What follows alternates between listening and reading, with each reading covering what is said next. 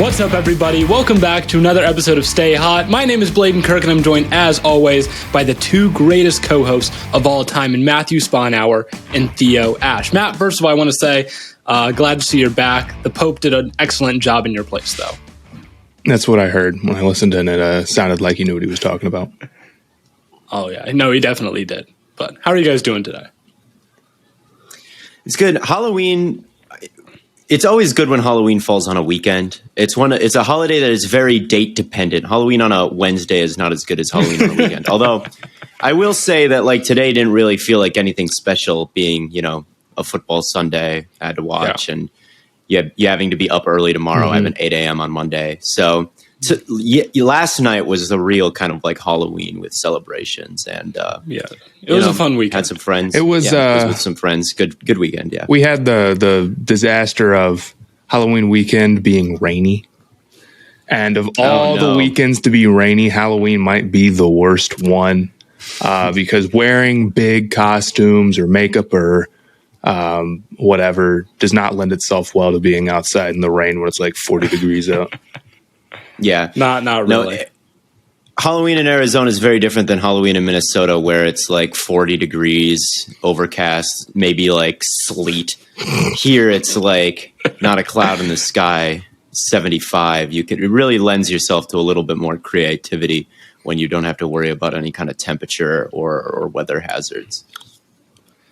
Yeah. I don't know. When I was a kid, when I was trick-or-treating as a kid, I'd have to be like a ghost with snow pants, or like Spider-Man with like a big winter coat on. Like it just wasn't like. Yeah, but some you probably look like a shredded Spider-Man, you know? Like you yeah, right. Shredded. Like just rip Spider-Man because I have a shirt on underneath, or like a ghost with mittens or earmuffs or something. Here, you know, you can the kids don't know that kind of struggle here. That no one knows. You can just go out with whatever. You don't have to wear gloves or anything. I'd have to wear mittens and like reach into the jar of candy with like mittens on. It is just awful sometimes. So Halloween, the aesthetic isn't as good because there's no like brisk temperature in the air down here. But like when it comes to like costumes and like the infrastructure of Halloween, it is nice to be more. Theo's over here talking about the infrastructure of Halloween. But today make sure you guys, as always, like, subscribe, leave a review, comment, etc. We are still doing the Ed Sheeran hat giveaway, so make sure to subscribe on YouTube. We're giving them away to a bunch of our YouTube subscribers, so make sure you subscribe to our YouTube channel. We'll be picking up winners in the coming days, and if you haven't, make sure you follow us on TikTok at SayHotPod for some great content there as well. Today was filled with a ton of great NFL games. Like we were literally like going over like what games we want to talk about today, and we're like, man, this game was really good. This game was really good. But I think the first one we really want to touch on is the Jets and beating the Bengals because Mike White balled We out. locked the Bengals to win, and Mike White made us eat our words.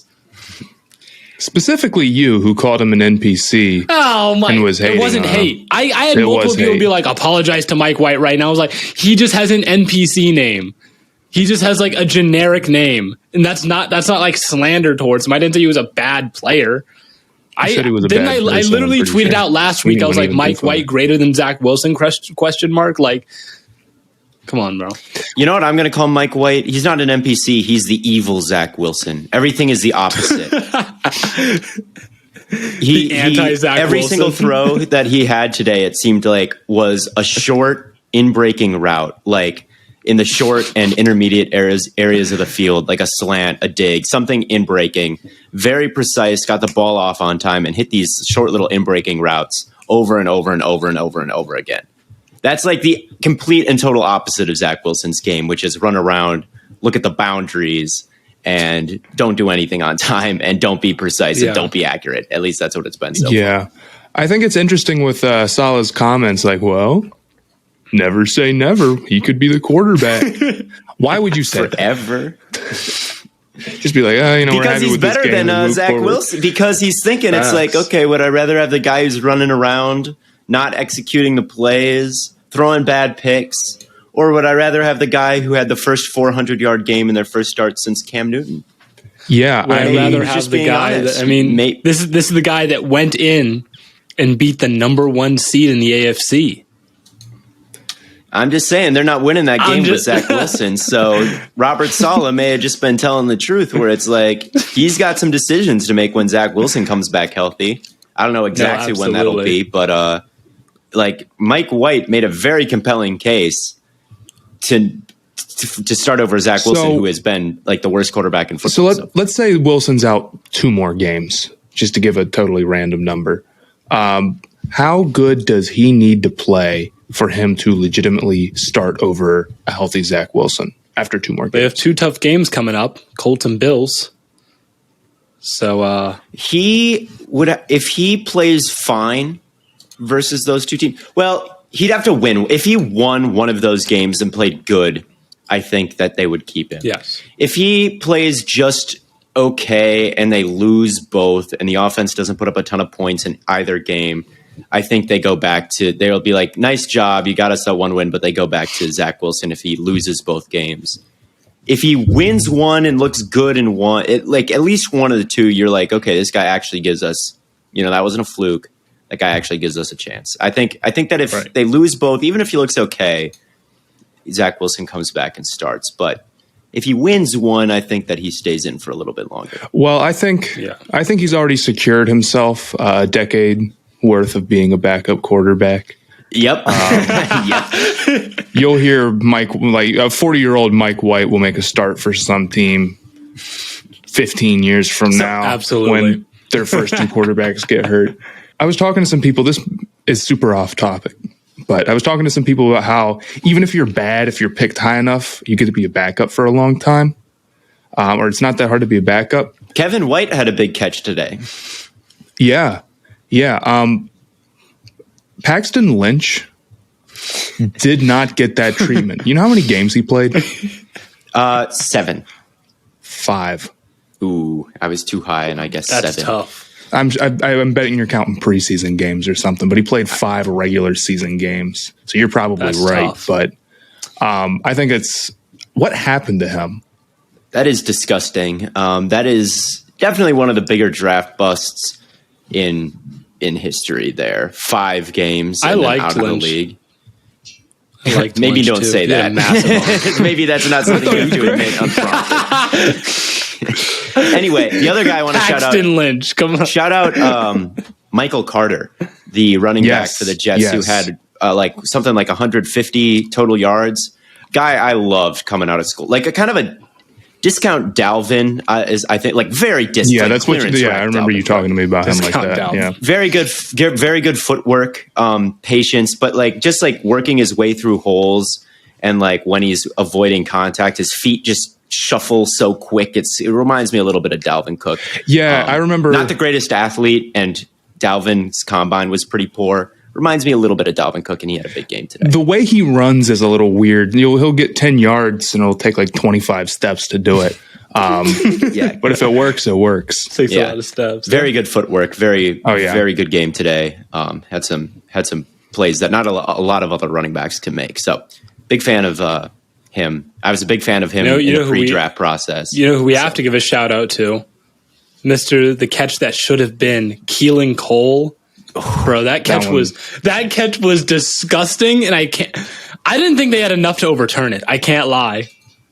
Yeah, I was surprised too. Yeah, I was watching the condensed version of the game. I was watching something else, and then after it was over, I watched the condensed version of the game, and I was like, "Oh my god, that's the catch that Blaiden was talking about," and then it was overturned, and I never noticed anything wrong with it. Keelan Cole does that sometimes, though. Keelan Cole, I remember, I can't remember. He had a crazy catch, I think, 2 years ago, too. Just as good as that one. When he was playing, who was he playing for at the time? The Jaguars. He was in Jacksonville, and he had a ridiculous catch. He has the capacity to make I think that was against plays. Detroit. I know what catch you're talking about. He's sliding through defenders over the shoulder and then makes a man miss. No, that's not the one I'm talking about. That's not the one you're talking about. No, it's another one-handed catch running up this left sideline, and he reached over his head and caught it. Usually the one-handed catches are kind of away from you. You think of the Odell catch, he kind of had to reach outside of his frame to get it. Cole on this one-handed catch kind of reached forward and grab the ball out from in front of him? No, I know. That was a ridiculous catch. But Keelan Cole does this. Like, one time per season, there's an incredible Keelan Cole catch. And I guess it wasn't this one because I guess the ball got jarred loose on the way down or something. But it looked clean to me. I'm always a little bit of a Keelan Cole fan because I've noticed this it didn't surprise me when it was like Keelan Cole's spectacular catch. Didn't quite surprise me. I'm like, Keelan Cole has the capacity. No, Keelan Cole does do that. I love Keelan Cole. That's my guy. But, Blaiden, I can't believe that catch. I've been dying to talk about this, and I'll do you a favor and bring him up so you don't have to.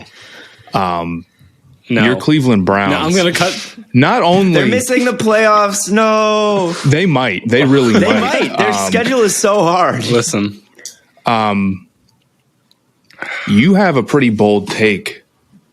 No Baker, no Jarvis, no Odell, no Ward. I don't think I've seen any other Browns fan. I didn't say no Baker. You should have said no Jarvis, no Odell, no Ward. I don't think there was a fourth. But you would agree listen, like I've said that like I would pay Baker just for the sake of like we've gone this long without a quarterback even half as good.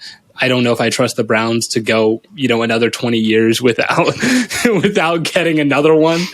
But like Jarvis and Odell are making like $15 million a year each. It wouldn't hurt our dead cap to get rid of them at the end of this season.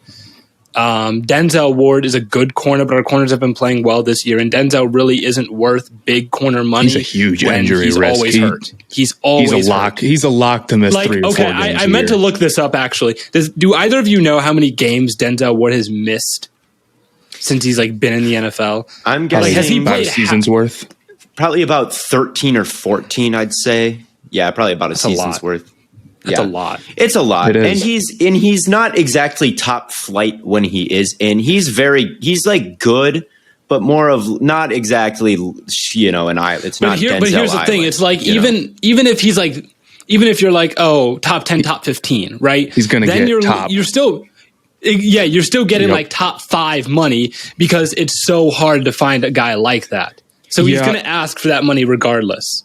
And he's just in that bad spot where he's going to get paid like one of the best 5 corners in the league, and he's just not quite that good. And that is the type of contract that a very bad team is going to give him. Some dumb team will probably end up giving him top 3 corner money. And he's a good player, but he's injury prone, and has not been worth that up to this point in his career. And I tweeted out, I was like, I know Browns are going to give me crap for this, but like we have an injury prone corner, 2 receivers that don't produce that are making $15 million a year. Like I don't want to like go out and spend $45 million a year on guys who aren't worth it. I really don't. And I think the real crazy thing that I saw from that is that the guy who a lot of people were defending of that list was Jarvis Landry. They don't defend Jarvis because of his performance. They defend Jarvis because of his locker room he's presence. A leader. Stuff like he's that. One of those leadership guys. He is a leader, and he's been there, kind of since Baker got there. He's kind of been that guy who many people attribute as one of like kind of the founders of the new Browns. The new Browns aren't getting rid of him. Though. The new Browns are like a wild card. They got outscored last year as a full season, like 106 to 103, or like 206 to 203. This year they're 4-4. People need to let go of this idea of like, oh my God, like just because they were so bad before, it doesn't mean like, oh, the culture has changed and now we're really good. You're not really good. You should have been like an 8-8 team last year, and you're 4-4 now. Everything in the Midwest, is mid. Every single person who lives here, that's the Browns. And it's like, even if you let go of Denzel and Odell and Jarvis Landry, it's like, then who's left on the team that's like, well, yeah. And it's like, that's not going to, that alone won't fix the problems, but like, we have to go out and get, like, if we're going to get these receivers on our team, I want receivers that we're going to give the football to. We don't give the football to Odell. Why are we paying him $15 million a year? Fair. And then I want guys who are going to produce. I want guys who don't appear to run like a 5 flat 40. Like Jarvis Landry just doesn't scare teams, and you can't pay. Yeah, I want a guy that can create with the football in his hands. I want a guy who's like getting open consistently. Like we don't have a guy like Diggs or AJ Brown where it's like, man, I really have to respect. Like there was I hate to like just mad transition to the Titans game, but like after AJ Brown's 57-yard touchdown, they were playing off him heavy. Like, he ran this comeback, and the corner didn't even break on it at all. They were just like, yeah, I'm just going to let him catch this in front because I'm so afraid of getting beat deep by A.J. Brown.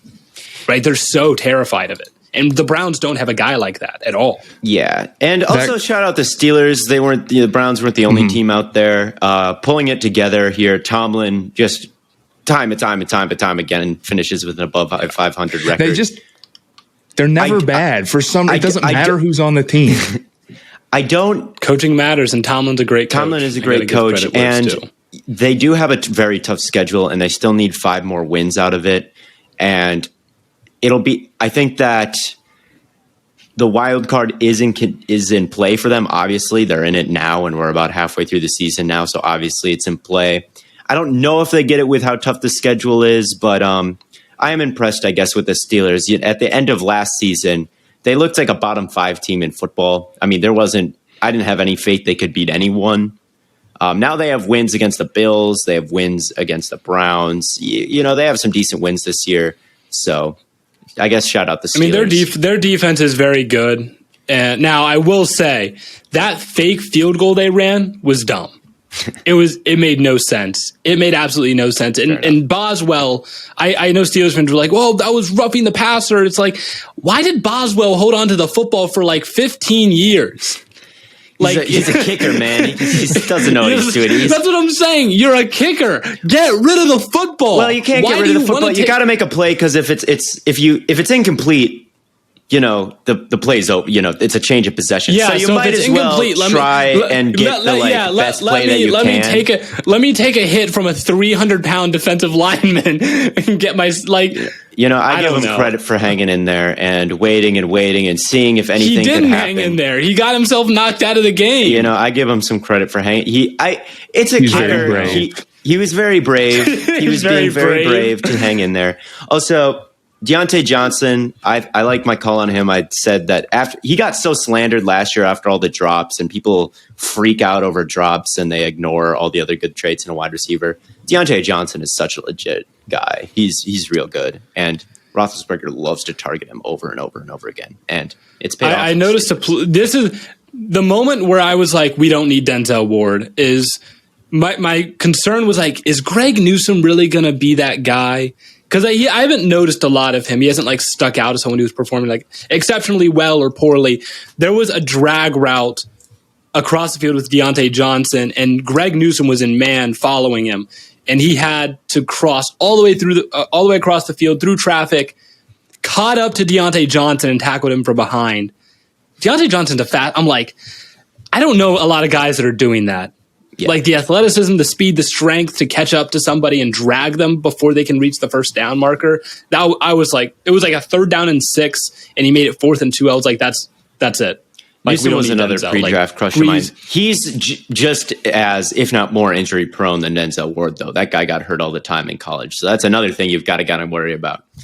Maybe my favorite play of the weekend, a very Carson Wentz-y interception.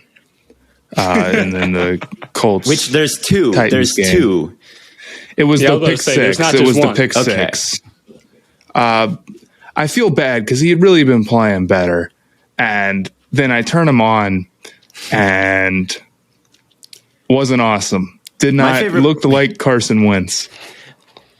My favorite part of that play is him shifting the ball to his right hand to his left hand to make that throw. He made a conscious effort. He's like, I got to get this ball out. I don't care if it's left-handed. And I think he threw it left-handed. Yeah. Very funny. And also in overtime, he threw it into double coverage 4 or 5 times. He had 2 overtime drives. The first one, double coverage, just begging to throw a pick. And you're like, oh my God, Wentz. And then he gets the ball back with a chance to win the game and throws it into double coverage again. Very, very Wentz. There is no one more responsible for their own success and their own failures than Carson Wentz. He is the opposite of a system quarterback. I kind of disagree. I think he just kind of throws that shit up there, and if the receivers get it, the receivers get it. Someone's going to catch the ball. Hope it's my team. I don't know, because he throws some incredible passes. I talked about how good of an athlete he is on TikTok recently, and he had a throw right before halftime. I think I tweeted it, where he shed a tackle in the backfield to avoid a sack, rolled out, threw a bomb on the move, and hit his guy right in the hands, like in an impossible window. Crazy good throw. It was dropped, but crazy good throw. He made a couple really crazy throws. Yes, really crazy throw. He makes really crazy throws. Like, that's the result of them can go either way. But there's no one more responsible for their own good and their own bad. Was definitely a crazy throw. Yes. Yeah, no, Wentz is interesting, but the Colts, I don't know. They're a weird team, man. And I thought they were going to win that game. I really did at one point. They were balling. Michael Pittman looks really good. Pittman does look really good. Yeah, he's a baller. And he fits what Wentz wants to do, which is throw it into double coverage. And honestly, there was a stretch where Tannehill looked horrible. Tannehill threw the most bizarre interception. I'll have to check it out on the All-22 to see what on earth he could possibly be seeing, because there was like 4 Colts in the area by the time the ball got there. I don't know what on earth it could have looked like to make him think it was okay to throw that That's pass. What I'm saying. Tannehill, I want to say, like, through most of the first quarter and some of the second, Tannehill looked just like the worst quarterback in the NFL. It was bad. Luckily, it was really bad. Ended up getting carried by AJ Brown as he. No, I literally thought, I was like, man, I should just tweet Tannehill, tweet at Tannehill, throw it to AJ Brown. AJ Brown, the agenda's back on track. Rejoicing. I said a lot of good things about AJ Brown this offseason, and he got off to a slow start, and I was like, oh boy. But these last couple games today, 10 catches, 155 yards, over 100 last week, 90 the week before. Telling you, this guy has the whole entire package in his arsenal. Every skill you want from a wide receiver, AJ Brown possesses. Listen, all I'm saying, the Titans' game plan should literally just be throw it to AJ Brown or run the ball. And if they're not, if the ball isn't in either AJ Brown or Derrick Henry's hands, they're doing something wrong. I have good news for you, because that's exactly what the game plan is. And they're 6-2. I guess through most of the first quarter, neither were happening. So my big question from this game is, what do you guys think the rest of Carson Wentz's career looks like? Because he's not playing that bad overall so far. Like, he is easily a top 32 quarterback right now. But I mean, the Colts gave up a first. It's looking like it's going to be, and they have to pay him. So really, they didn't get good value for him. Reminds me a little bit of Cutler. Cutler was a starter on the Bears for a long time. That's a good And he was a starter in the league for a long time. Threw a lot of picks. One of the best quarterbacks in Packers history. But he was good enough where it was like, he's going to be the starter. He's going to continue to be. And honestly, he is one of the best quarterbacks in Bears history. So I think he starts for the Colts for a while. I think that he's kind of Cutler-y, kind of. That's the kind of career that he has, where it's like, oh, look at Wentz, dumb pick. Same deal with Cutler. I kind of think he stays in Indianapolis. Cutler moment, Wentz moment. Okay, I can see that. Yeah, and there will always be some like Wentz truthers. But I think consistency is always going to be a problem with him. I like the color comp. Yeah. I think really I saw some people suggesting to bench him because they want to keep the first round pick. Bench him so he doesn't hit the snap threshold, so you get the first round pick. I hope these people realize how bad that would play to the locker room, how horrifically disrespected Wentz would be, how the whole team would be, because they're not out of it. What, 3-5? You can be a 7 seed at 3-5. It's possible to make a run. You know, like, what are we doing to try to move up one round in the NFL draft to draft someone's replacement? We think you guys are bad, so we're tanking our own season to replace you when there's still a chance. You would get fired 100% guaranteed if you benched Wentz to up the draft pick. Yeah. It's not something that the NFL players, the locker room, it would kill. Like, there's just no way you can present that and be like, listen up, boys.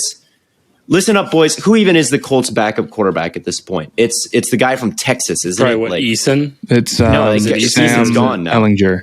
Is it Ellinger? Right? Listen up, boys. Ellinger, we're going with Ellinger the rest of the season so we can move up a couple picks in the NFL draft to draft someone better than you. And they would have to do it for at least 5 games, pretty much. It's not like, last game of the season. This is the difference between getting like the 33rd pick and the first. It's like, well, maybe you got to do what you got to do. It would be the difference in like it wouldn't make a lot of sense, and it wouldn't be a significant change in like draft position. Here's the big thing, right? You look at the Colts schedule. It's pretty hard. I won't lie. It's pretty hard. I mean, they do have the Jets, which is nice. They have Jacksonville twice, obviously. Then they have the Bills, the Buccaneers. They got the Texans.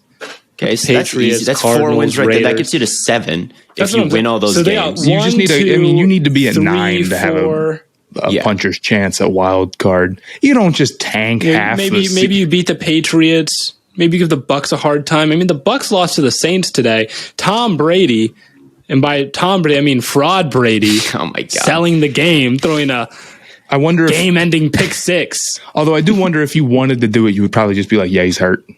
Yeah. You're hurt now, buddy. And if that does happen the last 5 games, I'm starting the seriously theory. I will assume that's what happened. Yeah. No matter what. My theory is teams can't tank and don't because you get fired every time you try. Yeah. But I feel like benching Wentz would get everyone fired. So. If a team tanks, it is the owner tanking.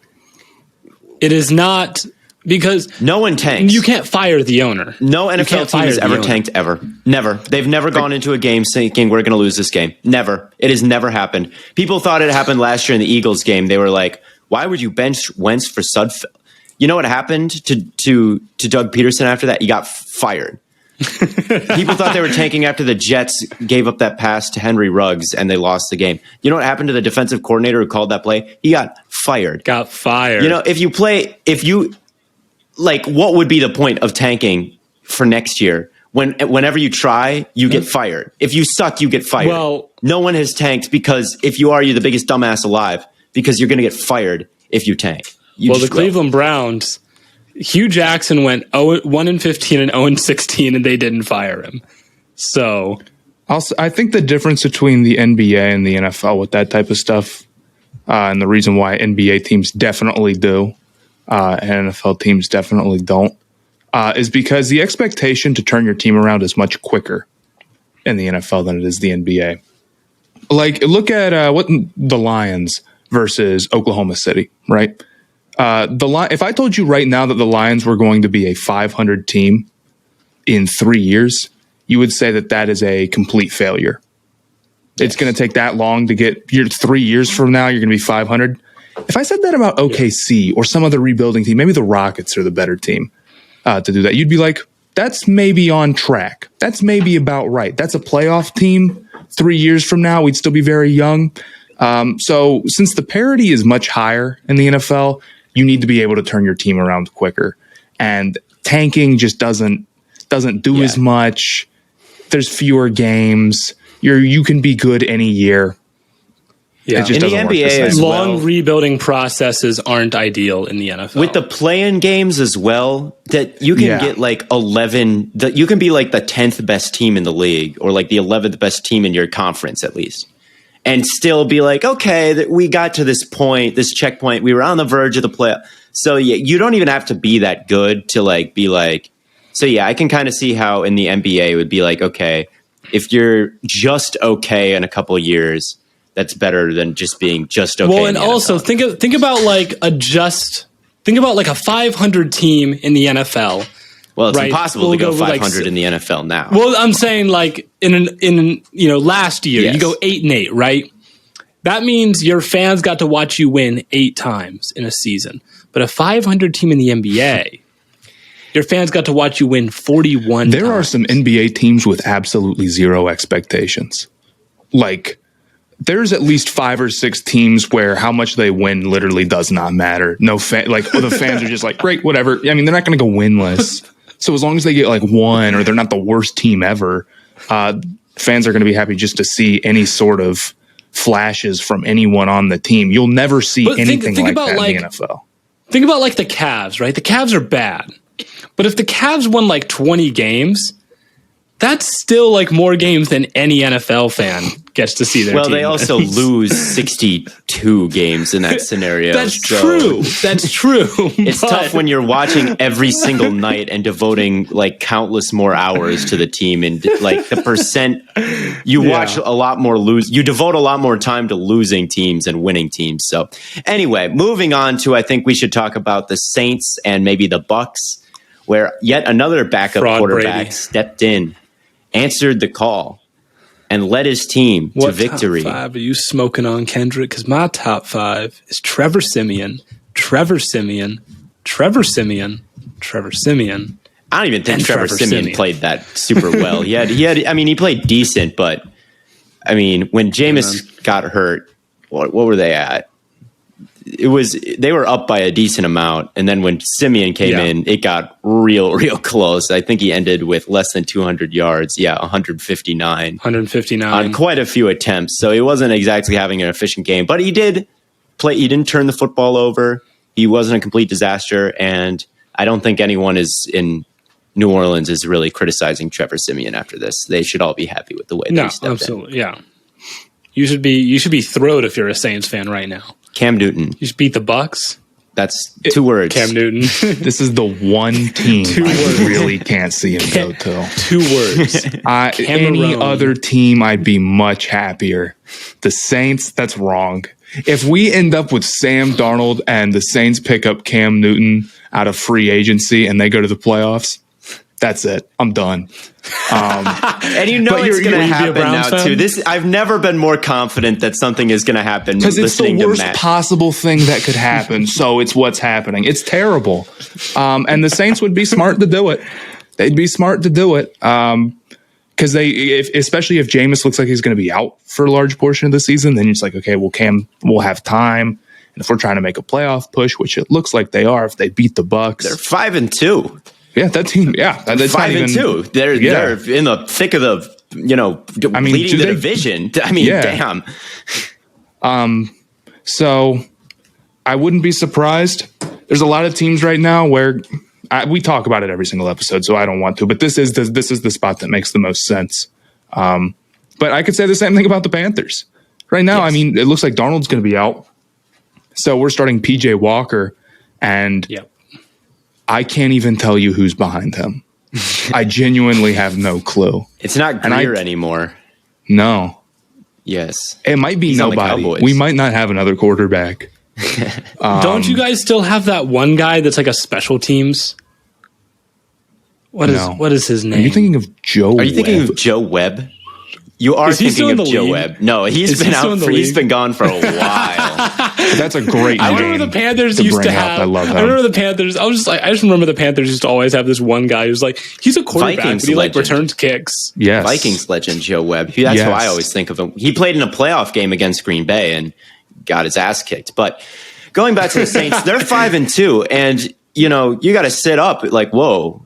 They're 5-2. I mean, the Bengals were 5-2 last week, and everyone was like freaking out over the Bengals. Now the Saints they've blown the brakes off the Packers. They beat the Buccaneers.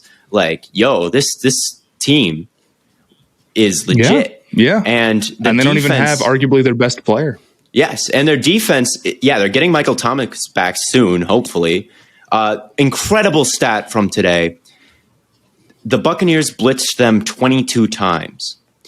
Not a single one registered pressure on the quarterback. That is, oh my god, crazy. That's from Next Gen Stats, the most blitzes without a pressure ever recorded by a lot. Okay, so this is the question: is that because the O-line held up so well, or is that because the quarterback got the ball out? It's everything. Quickly? When you're that good, you're setting records like that. It's everything. Siemian getting the ball out on time. Offensive line had a very good performance. It's on the running backs for chip help. It's a full team effort. It's on the wide receivers for presenting themselves and being open.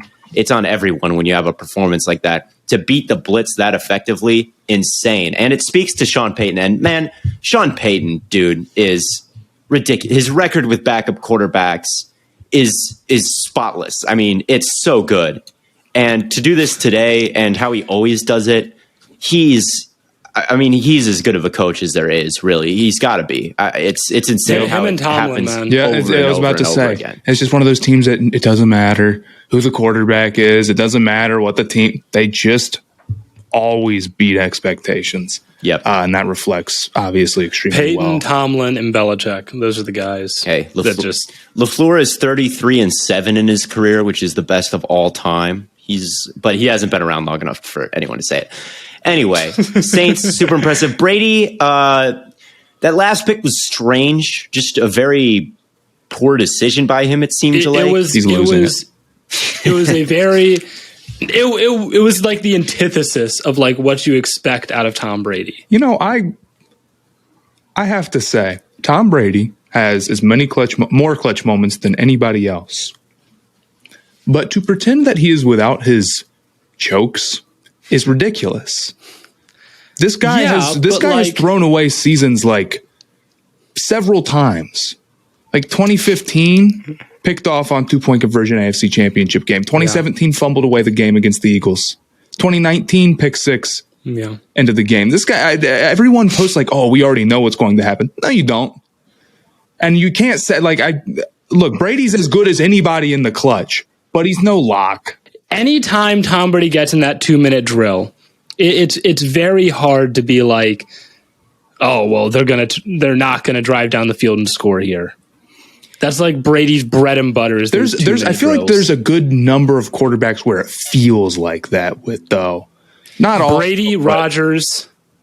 I mean, the greats. I think Herbert, there's just a couple got Mahomes still. I mean, Herbert didn't have a great game and Mahomes didn't have a great game last week, but still Lamar Jackson, just the elite ones. Yeah, there are certain guys that just scare you so much, and you're like, man, Kirk Cousins. we left more than like 30 seconds on the clock. You're just like, Jesus. Yeah, and I think that has a lot to do too with defenses just get gassed, and you want to have the ball last in those shootout games. Again, that's not me saying that Brady is anything other than like the best player ever in the clutch, maybe, or somebody who has more than anything. But it does always bother me a little bit when it's like, well, I guess we know what's going to happen. And you saw that happen today. People were like that, and then it didn't turn out like that. Because he's human too. He makes mistakes too.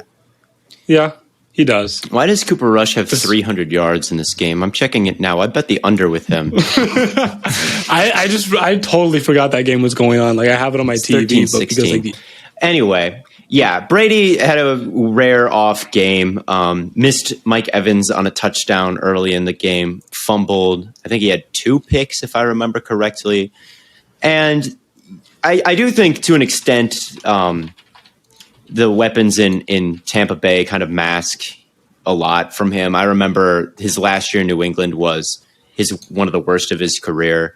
And the weapons kind of did give him a second life. And missing Antonio Brown and missing Gronk, it has something to do with maybe a poor game today. But that being said, I still think I don't want to take too much. I think some people take too much away from Tom Brady because of the weapons and how easy everything. You've got to be really good to make everything look. And it works both ways. I do want to defend Tom Brady a little bit. You know why he had like a career down year in 2019? Partially because he's getting older and he's not, in his prime. Part of it is because his weapons were terrible. Like if we're gonna take away stuff because his weapons are amazing. Now, who was he throwing to in 2019? Like, of course, the offense wasn't as good as it was when he had like Randy Moss. Like, yeah, okay, it's not looking as good when he had prime Gronk, but that would be true for like every quarterback ever. Yeah. No. So I don't make too much of it. I know with Brady, people love to see Brady fail, and whenever he does, people will. It's a big deal, but he is allowed to have games like this. It is very easy content to slander Brady. Well, what happens is these, there will be people who prop him up to be perfect, and then people want to see that shattered. So then when he makes a mistake or loses a game or whatever, it's a big deal. There are some people who think Brady is perfect. I think it's funny to make fun of people that think Brady is perfect. So a lot of times I will slander Brady whenever he does anything remotely bad, just to piss off those people. Like I posted the video today of the what top 5 are you smoking, and then it was like Tom Brady, and then I did the Tyler the Creator psych. And then I did Trevor Siemian. I saw you tweet out that you were only going to say positive things about prospects. Yes, I think that's going to be more fun. think it's going to be more fun. That's a coward way out. I'll tell you that right now. What do you mean? That's cowardly. If you're not going to say anything negative. I thought you said that's like a cowherd way out. I was like, how is that at all like Colin Cowherd? But that's what I was like. That's nothing like Colin Cowherd. Hey, not every prospect. Plus, that's not even a good scouting report if you're not going to like point out the weaknesses in a prospect. It's not that I won't point out weaknesses, right? But you're going to say like, everyone is good. No, I just won't make videos about people who I think are bad. Okay, I guess I could see that a little bit. I don't know. I don't want the, like. Here's the thing. You don't want people to be mad at you. You don't want to end up like me and have the Bengals Joe Burrow situation where you're getting sandblasted with it every single week. I get that. Anytime the Saints win, I'm like, what happened to Saints? Like me. You do not get it. You're right. I don't get it like you. No, you don't. But I do get it. And the only reason I don't get it as bad is because the Saints video was made a while ago, and I didn't address it that. And it was so ridiculous that people just I don't think that many people took it seriously. Mad at it. The Burrow thing was grounded in some facts, like he was legitimately 0 for 12 on deep passes last year. He was legitimately, so it was like made people angry because at the time it was right. That one was not even grounded in fact; it was grounded in delusion. So they're not that. They just laughed at it more. It wasn't grounded in. It was right until Drew Brees saved their skin. Come on, man. That's not. They weren't going to go 0-16 or 0-17 regardless. In fact, the take is so ridiculous and so bad that it's like you can't even get. I'm not the hate, but like I'm sorry, dude. You said saying that they would go winless is so. Insane that people don't even try. Like I'm assuming there's a large portion of people who don't even take it seriously as a bad take. You know what I mean? Yes. No. Yeah. No. That's why Theo gets more hate because the Burrow thing had some truth to it. It had some facts backing it up. Saints 0-7. Like no one ever. Yes. no one was ever scared that was going to be right. Right. No, yeah. And same with, but like, I think saying negative things about him, like Zach Wilson. I thought Zach Wilson was bad. I made a video saying he's not a first round. Like, I want to put my skin out there if I really believe something. I guess if I'm really passionate about something, then yes, I'll say it. And if it goes wrong, it's brutal. And the Bengals fans are teaching me this every day. Yeah. The Cowboys just took a lead with 51 seconds left because of an Amari Cooper touchdown. Amari Cooper, he's on my fantasy team. Blaiden. I think go ahead. My perspective on the negative prospect thing, if I review a prospect and I have no strong feelings, it's like maybe I just think they're a little negative. I usually don't say it. Yeah. So for a positive review, if I just feel a little positive, I'll say it. But for a negative review, I need a little bit more, especially if it's like a top 10 guy. And I'm just like, I don't quite see it as much as everyone else.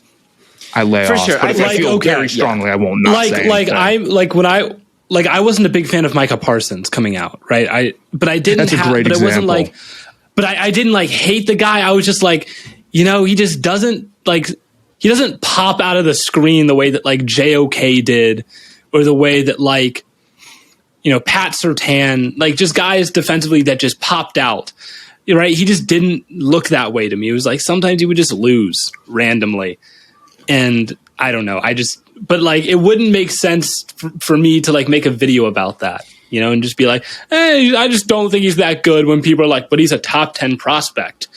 Right, I think it would make sense if you're going to give your unique. It's inviting unnecessary hate. I don't know if it's unnecessary. I mean, I go into a prospect, and then I don't know why we're talking, but I think that if you watch a prospect, if you don't have any, I will make a video on it if I think they're just fine. If I don't think they're really good or bad, they're just okay. I'm not going to be okay. But at any rate, usually I'll try to get to as many people as I can, and I'll have my thoughts on all of them. Unless it's a late round guy that I don't care about, and I know no one cares about. If they're a late round guy and they really pop, I'll make a video about him. But anyway, moving on. If someone is just fine, you're right. I don't know how we've gone over that forever. There's a team that we never talk about, that their fans have complained that we never talk about, and it's the Philadelphia Eagles. And they won 44-7 today, I believe. 6. We were talking last episode. The Eagles have a chance.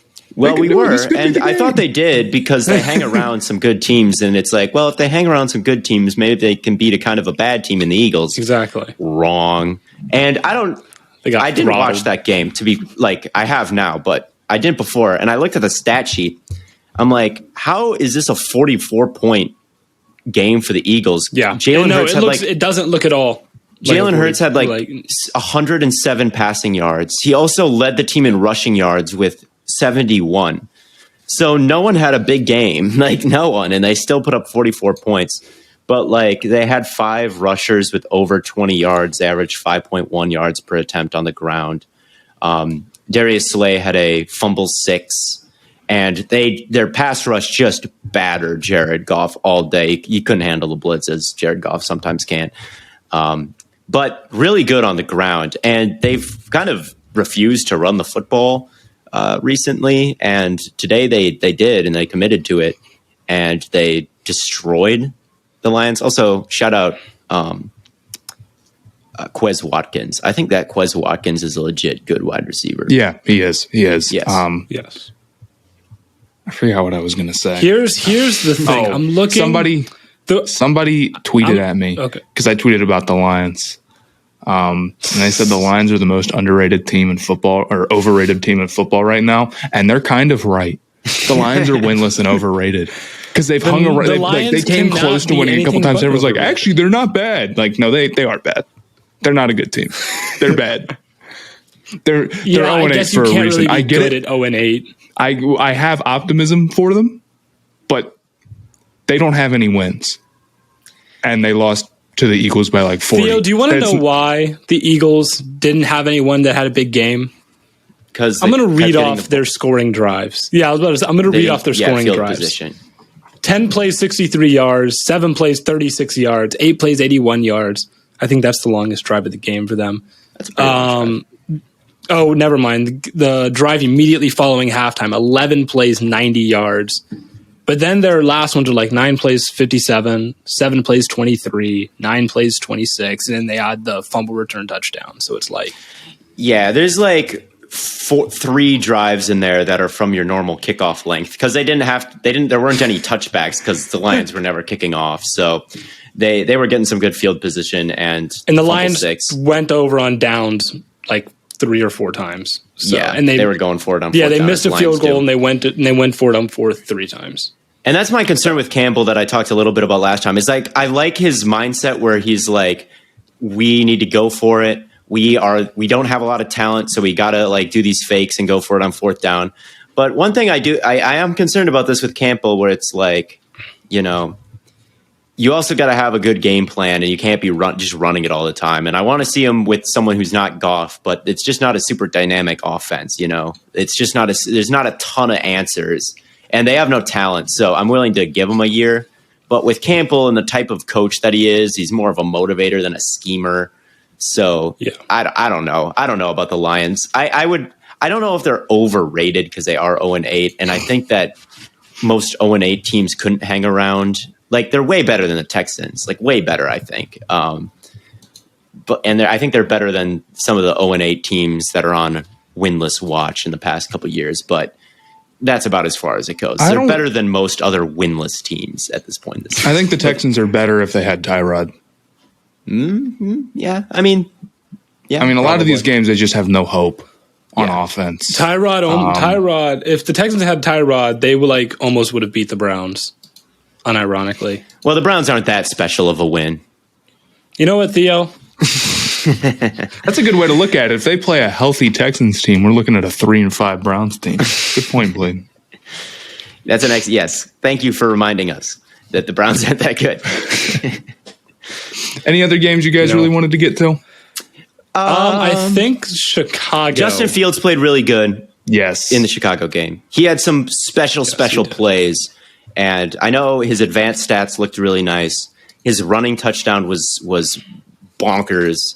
Had some dimes. And also, I want to talk about Deebo Samuel in that game because it's getting to the point where it's hard to deny him. Deebo went top 10, crazy.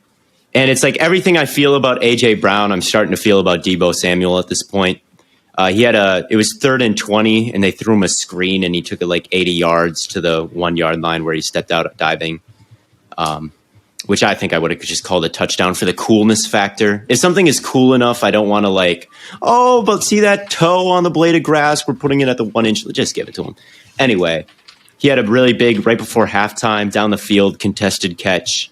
Had another catch where he high pointed the ball way above his head, had to jump, lay out vertically, and made a snag. Deebo Samuel has been balling this whole year, so props to him. And props to Fields for he's had 2 of the best rookie quarterback games, I think, versus the Raiders. I thought he played really well, and versus maybe just likes California. Yeah, I mean, it's just, I think you're seeing, I hate to just be you just only need to see the flashes with rookie quarterbacks. But you're definitely seeing that with Fields. I think it's just going to be hard for them to find any sort of consistency with the offensive line that they have. Mm-hmm. But I thought that I saw Fields do a good job escaping some pressure a few times, and that was a big thing you wanted to see from him because it felt like he couldn't get comfortable. The game wasn't slowing down for him. So being able to handle that pressure, looking a little more confident, was a big deal. And he's one of the best running quarterbacks in the league right now. You guys saw that touchdown. Ridiculous. Yeah, he starts and stops very, very fast for a dude who's huge. I mean, he's a big guy. He's probably 6'3", 6'4", or something like that. He's ridiculously fat. He did fumble twice, which is not great. But he only took he carries the ball kind of away from. But he did take 4 sacks, I guess. So not a perfect day for him by any means, but definitely an improvement. And listen, all I'm saying is we saw improvement out of Justin Fields the same day that Matt Nagy didn't coach. Yeah, it's the big narrative right now, and I don't know if I can. People are. That's unfair to Nagy. It's just one game, but no, the Trubisky stuff last year. It's not just one game. Yeah, that happened. Yeah, it's this isn't the first time this has happened. Yeah. I don't know. So that's the only thing. That's the only game I can really think I want to. I guess the Patriots beat the Chargers. That was kind of a close game. Belichick, you called that, didn't you? I did call that. And Belichick just kind of had Justin Herbert figured out. I think from last year, Herbert just had a horrific game against that Belichick defense. They lost 40-something to 0. And it was hard for me to imagine that they just completely flipped that script where it's a big win for the Chargers, especially when their run defense is so poor. And again, Herbert struggled again. I think Belichick has some answers for him, or at least, he does. Clearly. Belichick has answers for most quarterbacks. He has answers for a lot of guys. But big win for the Patriots here, keeping themselves in the wild card race. And I'm never apologizing to a team ever again. The Chargers, I apologize to them, and then they lose big to the Ravens and get upset by the New England Patriots in the ways that perfectly exactly how I described they would lose before the season.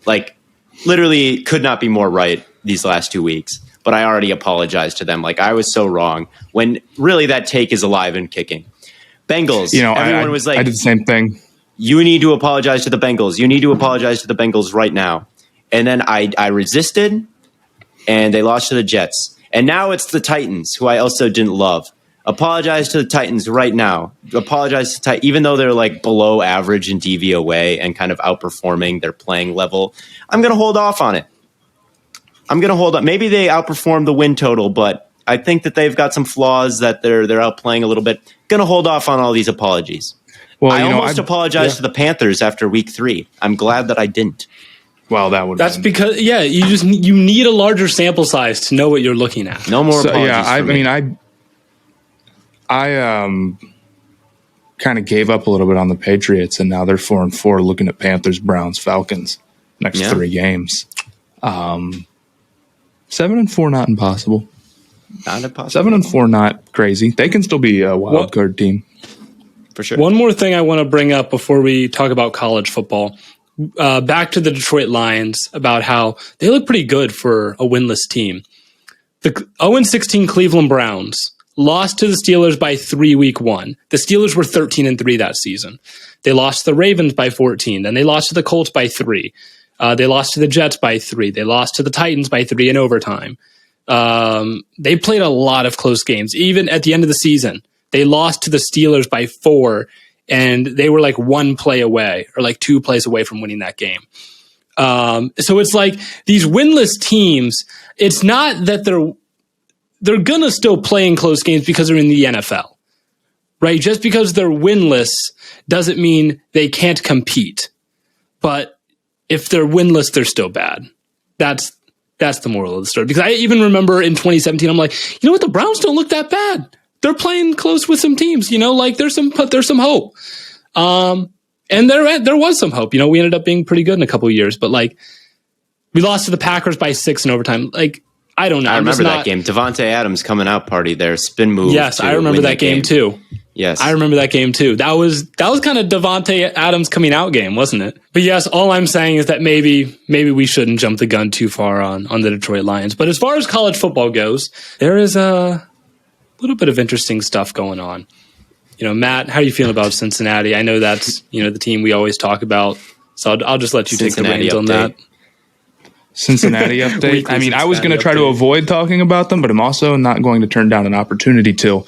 I saw a video on my timeline and I could not stitch it. So I'll respond to it here, talking about how Cincinnati just plays trash teams.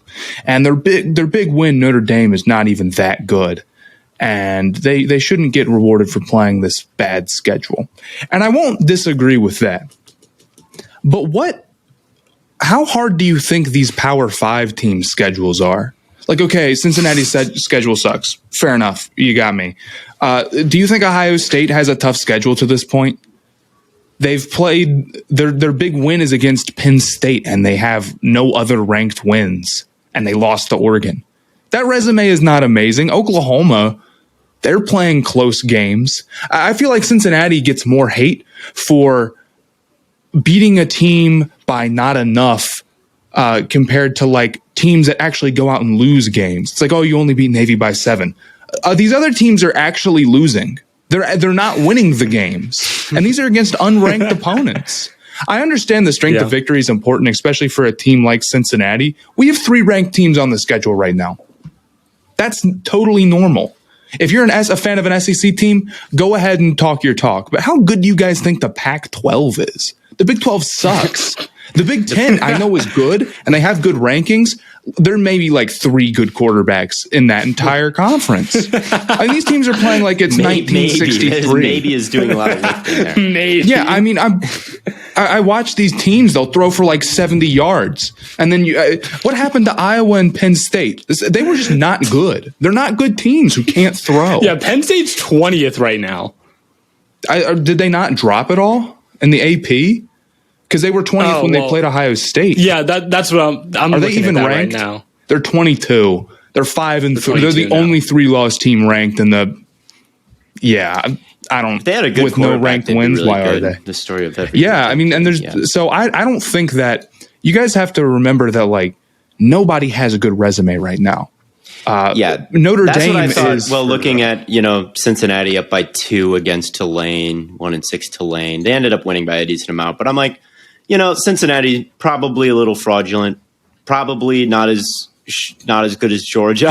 one could say we're definitely not as good as probably Georgia. Not as good as Alabama. Like probably you could probably find maybe 4 teams in the country with more talent, but it's not the 4 most talented teams playoff. It's the 4 with the best resume, and exactly they do still have one of the best as an undefeated. And they do still have that.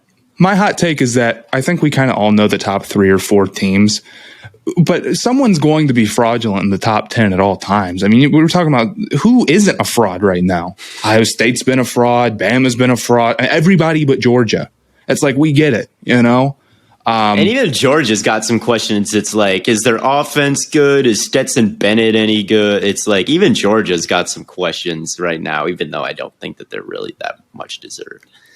Yeah, I think the big interesting thing that we've got coming up is going to be obviously the playoff poll coming out on Tuesday. I don't think Cincinnati will be as low as people think they're going to be. I think there's a group of people who every single week they expect Cincinnati to just like fall off. And I've noticed a lot of people they'll be like, well, I like Cincinnati, but the committee's biased against them, so I think that they should be ranked like 6th.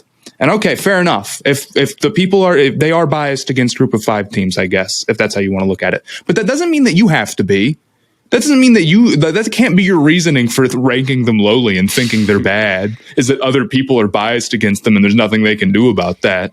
Yeah. I think they'll be top 4 when the poll comes out. I would say the Ritter Heisman campaign is in the mud more than like the offense is too inconsistent.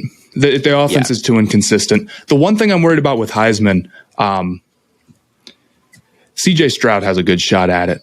And I like you guys. Yeah, I think so. Yeah. He does. He's gonna end of the day, he's gonna end up putting up really good numbers, and Ohio State's probably going to make the playoffs. Corral can take it from him, but Kenneth Walker gang. Kenneth Walker. My fear is, I'm not saying that he should. I'm saying that he has a way better chance than he should have, considering that he's not even the best player on his own offense. Here's the question. Caleb Williams had 6 touchdowns against Texas Tech. Are we doing we have to give it to the Oklahoma quarterback every time? I know, but like if there's definitely a universe in which Caleb Williams I think so too, Blaiden. I think I agree with you and I think coming in for Rattler, who is an Oklahoma quarterback who couldn't be a Heisman candidate, coming in for Rattler and immediately leading the comeback, then if he puts up the best numbers from the moment he entered to the moment he exits or the moment the season ends, maybe if they make the playoffs, I feel like that story and those narratives give him a pretty good shot. If he started off with the big comeback versus Texas and then has the best numbers of anyone in football since then in a weaker year, that is enough to put him in the conversation. I think narratives help. Because Stroud, 8 games. I don't think Stroud is on anyone's radar right now. So I disagree. Stroud's putting up great numbers, and he's got the big games ahead of him. I think that Michigan State game is going to go a long way to deciding who wins the Heisman. All right, I can. And that's not to say that Stroud has been a bad quarterback. Stroud has actually improved a lot. Okay. And he deserves a lot of credit for that. But I think him being a Heisman candidate, unless he just plays out of his mind, is kind of bogus, and I think it's just giving it to a quarterback who has the best counting stats. And I hate that the Heisman feels like it needs to be that, even though I know last year a receiver won. No hate on Stroud. He has been playing better. He totally deserves credit for it. Also, I want to say one thing. You talked about Cincinnati. ASU, Arizona State, played the worst football game I think I've ever seen. I left at halftime because there's a couple things. My car got impounded, so I needed to take care of that. But there's a couple things. But they started fumble, interception, I think turnover on downs, like missed field goal.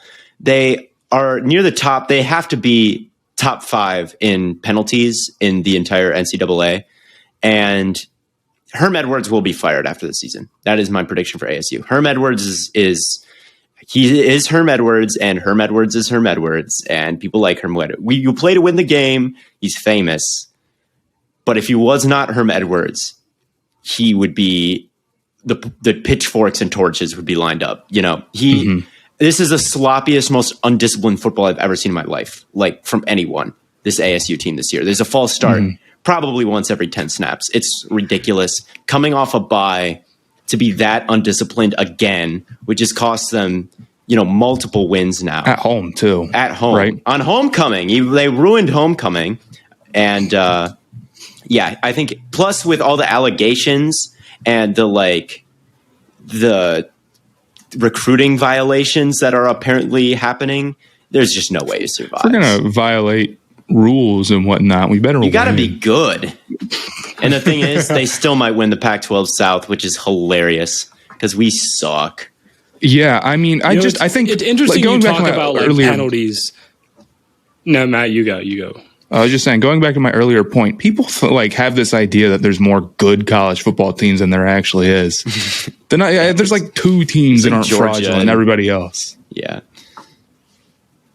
Yeah, but as far as penalties go, I can't remember what game I was watching, and I actually had the audio on, and the announcers were talking about how the defensive coordinator, it might have been Ole Miss Auburn, and Ole Miss they were talking about like how many penalties Ole Miss has defensively, and their coach is basically like, I don't really care about penalties. I care about like turnover margin. He's like, if we have a lot of penalties, but like we also have a ton of turnovers, like that's fine. I guess. I mean, turnovers are probably are more important to winning the game than penalties. But yeah, and like that. But he's like, that kind of stuff matters. And he listed off a bunch of stuff, not just turnovers. But he's like, there are things I care about a hell of a lot more than penalties. And I'm like, yeah, that's probably fair. But if your defense isn't good and you're still getting penalties, well, then at that point, it's like same with your offense. Like at that point, it doesn't even matter. So let me ask you guys too. Let me ask you guys this: who's your prediction for the 4 teams in the college football playoffs as of today, considering the polls coming out on Tuesday? Oh. So I think it'll go Cincinnati. I think it will go Georgia, obviously. I think those two will make it. I think Cincinnati will go undefeated. I do. And I think they'll make it. I think Georgia will beat Alabama, which gives Alabama 2 losses and out. And I'm going to go with Oklahoma and Ohio State. I'm going to go Cincinnati, Oklahoma, Ohio State, Georgia. Not in that order, obviously. Yeah, that's probably the right pick. That's probably what I'd go with. We're going for Tuesday. Tuesday's rankings. No, at the end of the line. Yeah. Oh, who you think will make it? End of the season. Georgia number 1 for sure. I guess they could lose to Bama, but I doubt it. Cincinnati will probably be in. Assuming Bama loses to Georgia, they don't get in. And then Ohio State, probably, yeah. It's hard to see unless Wake Forest. Well, Michigan State is there now too. I think that they deserve some credit because they. Michigan, they're a good team. I guess Michigan State. If we're talking like winner, it would be like again winner of Big Ten, Cincinnati, Georgia, and then probably either Oklahoma or like if a Wake Forest continues to play at a high level, then maybe they get in. But Wake Forest is not making it. I think. Yeah, they don't have the. Anyway, I'm going to keep faith. I'm going to keep faith in Wake Forest. They're undefeated. I do think Kenneth Walker would deserve the Heisman if we were giving it out today, and I think it'll be decided on that Ohio State game. And I think there's a very good chance that he rushes all over them, and Michigan State steals that game. Even though I have Ohio State picked, it's possible for sure. I do think, and I'll my other big takeaway is I think Ohio State probably has a puncher's chance to beat Georgia. Georgia is great. Their pass rush is ridiculous, but Ohio State has the facilities to actually challenge them on defense like no other team that they've played really has. I can't imagine that Georgia's secondary is as good as Ohio State's receivers or that any unit on any team in the country is as good as Ohio State's receivers are. So I think they would have a shot maybe to challenge them, get a couple big plays. Georgia's offense isn't that good. They could pull off an upset. I think so too. Moving on, I don't know if there's any NBA that we want to talk about besides Charlotte's horrible New Jerseys, which we talked about. They got leaked before the show, and looking at those makes me want to. Again, modern design, I rail against it. There's like so many new jerseys are so bad. I don't know what they're thinking. And I'm also a little bit, I sound like just a boomer here, but I don't love the NBA releasing a ton of new jerseys all the time. Because it's like, I don't know. I feel like you need some classics, and some move on too quickly. I think the only criticism I could imagine for like the constant release of new jerseys is that it doesn't make it special to have like an alternate jersey. I think they move on from some good ones too quickly, and like, what if they do it for 10 years? Like, it's going to look.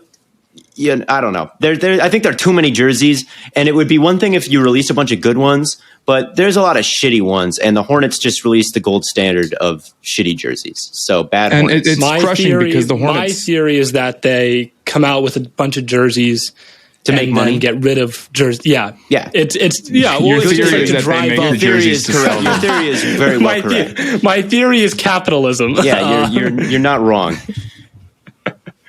I mean, the Hornets have such good jerseys. They have so many really good jerseys. And to ruin that legacy, I have people like, what are you talking about? These are great. The people who say that wear neon green athletic shorts and Nike Elite socks every day. I mean, to the people that say that, L and ratio. I mean, they're up there with, I think, some of the worst jerseys I've ever seen for an NBA team. And I think they'll look even worse on the court. There's too many things. It's so busy. And like, I don't know how good any one aspect is. A lot of people were saying, oh, if you took away the stripes, but even without the stripes, the honeycomb gradient into teal is brutal. Yes. And then there's like a cursive writing for the name, but then like a block number. It's like no one aspect goes with any other at all. Since the NBA has mass-produced new jerseys every year and releases new ones, there's been a couple bad ones. The Mavs, like graffiti Mavs one, the blue and toxic green with like the big graffiti, I hated those a lot. And the Oklahoma City Thunder have had a couple bad ones, but the worst is the gray ones they had with the blue and orange stripe, but they were gray. Horrible. The Hornets one is up there in those bottom three that I've seen in recent times. So, yeah, they're bad. One thing that's, I think, just Damian Lillard, I guess that's the only real talking point in the NBA that I can think of. There's plenty of talking points. We don't have forever, but I do agree he's on a cold streak. Excellent. Good. I mean, like, there's nothing more to say about it, guys. He's gonna start hitting those shots eventually. No, I agree. I think it's really funny. Last year, Curry started off the year cold, not to this extent, not for this long. We started off the year cold. People were like, "Oh my god, it's so obvious that Dame is better." And now Dame is doing that this year, and they're like, "Why would Dame's not even better than the 20th best point guard or whatever?" So. Yeah, don't be the guy to overreact to that type of stuff. He'll figure it out. Something tells me that he's not going to shoot like 10% from three for the rest of the year. Blaiden, okay, this is a good. I see Blaiden tweeted a couple minutes ago, and he said Theo likes candy corn, and he thought he did something there, but all the comments are agreeing with me. So it is Halloween still. I don't get it. It is Halloween still, and I think we should close out by doing something fun. 3 minutes. We have 3 minutes.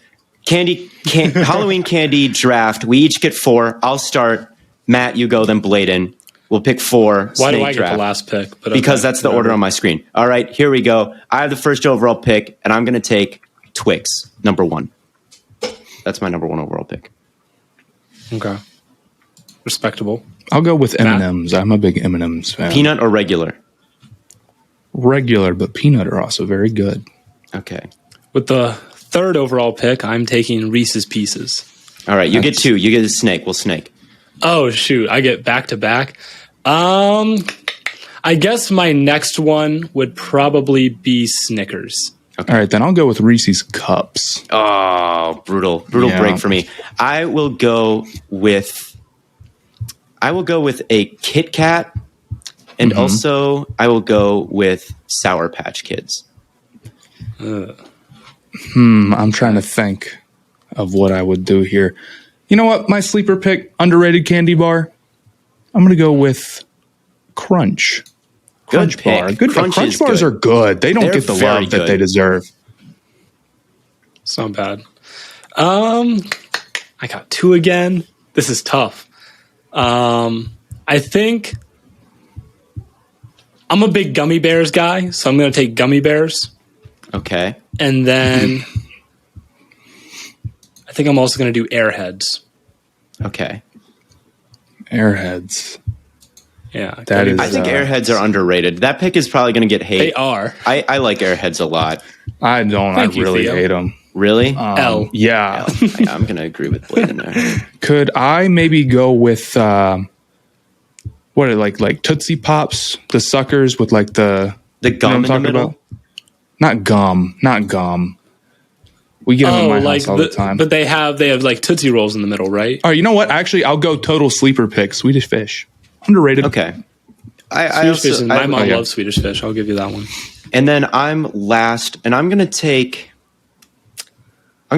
Tropical Skittles. I think they're better than the original. I like Tropical Skittles more than traditional Skittles. So I'm going to go with those 4. We've got our 4. We'll put out the graphic, and we'll see who had the best list. How about that on Halloween? Like, if... Here's the thing, right? Is that I don't.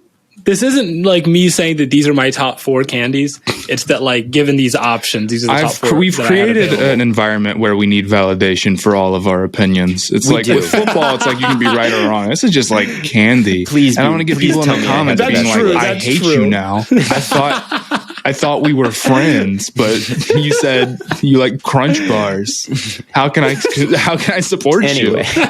We're over the time limit here. That's a good way to close out. We're way over. This is a long episode, but I think that wraps things up for us. As always, tons of content coming your way on all platforms. We'll be back to preview week 9 of the NFL on Friday. Don't miss out on all the content coming your way.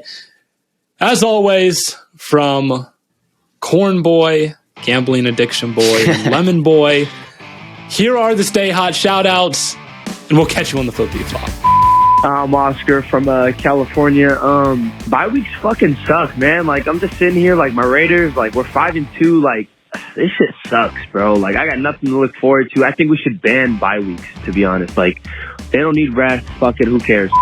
Hey, I'm Hudson from Arkansas, and I just want to complain about how the Steelers ran a fake field goal on a soft Browns defense, causing our kicker to get hurt and be out for the entire game, where we can't kick field goals and kick our kickoffs out of bounds. It's fine, though, because the Browns are terrible. Love you, Blaiden. Hi, I'm David from Toronto, Canada, and all I have to say is the Bills are going to win the AFC, and Josh Allen is the truth. Hey, this is Noah from Columbus, Ohio. Just wanted to say, first of all, I love the podcast. Second of all, this has been one of the better Sundays I've had in a while, considering my Baltimore Ravens did not play and still took first place in the division, and the Cleveland Browns lost, so it's a pretty good day. This is Hunter from Denton, Texas, and I swear to fucking God, the Packers are the best goddamn team in the NFL. I don't give a fucking shit. Those Cardinals are frauds. Let's fucking go, baby. 7-1. Let's fucking go. I'm Wayne from Northwood, Ohio, and I'm currently sitting in a Domino's Pizza parking lot, absolutely fuming pissed that Carson Wentz threw an interception and Fat Randy made a field goal. Yo, this is Braxton from Ohio. So I just finished watching the Browns game, and we all know Baker's mid at this point. He's mid. But here's my real question. How does a team, the best offensive line, a top 3 running back, 2 multi-digit $1 million receivers, and a first overall pick at quarterback score 10 points on a mid-team? What's up? It's Vish from Virginia. I just want to say, Seahawks, yeah, we're 3-5. Once Russ comes back, we're about to go undefeated, make the playoffs, win the Super Bowl. Thank you. Hey, my name is Paul, and I'm from Utah, and I just want to say that the Saints are a dark horse Super Bowl contender. They have a few key players coming back from injuries in the next couple of weeks, and Sean Payton doing a great job just like he does every year. Hey, Stay Outline, I'm Carson from Nebraska. I'm just calling to say that Cooper Rush is better than Tom Brady all time. Thanks, guys.